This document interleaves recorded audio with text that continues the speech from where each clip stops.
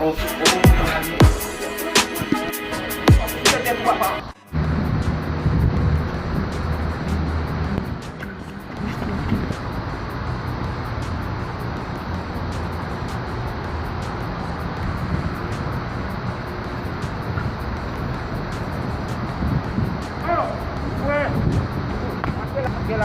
outro, não, men. Pos de nou men.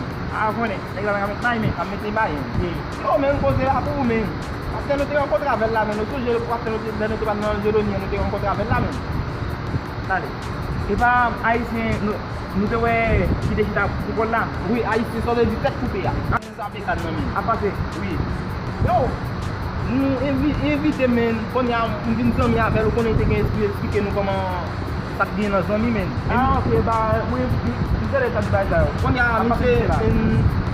men mal la kay mise men, se sereman, mwen fe la kay mise, ba jounan men, se sereman di a men. Oh, e yon gran pou men.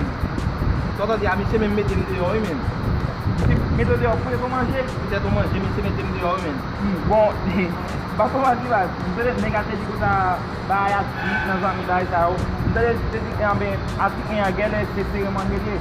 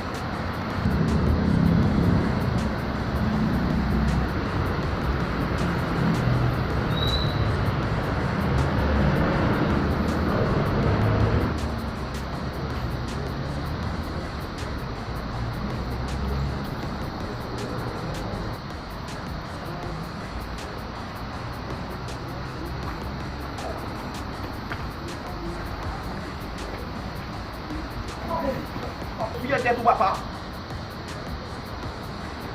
Rapide men, fouye tête ou men. Rapide ou men. Rochelle pas moi papa. Pas le quoi men. Cap ça papa.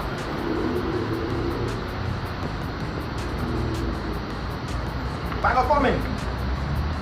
Mettez là papa. Et monsieur qui carton men. Pas signal men. Mbap gi kesa nou mwen men. Vai ser a carton papa. Mbap gi kesa nou mwen men. Vamos show papa.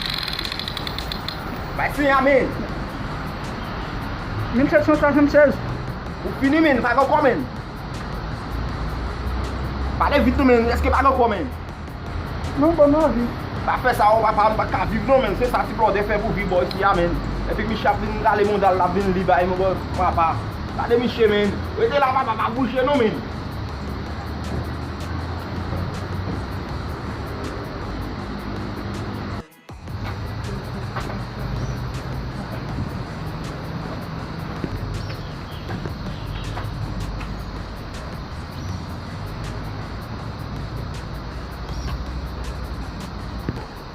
Oh, saya Pak Haitien. Pak Haitien. Yo, tu. Apa tu mesti lah? Aku mesti Pak, yo. Main bawa ini, main. Balik tak? Kita kembali.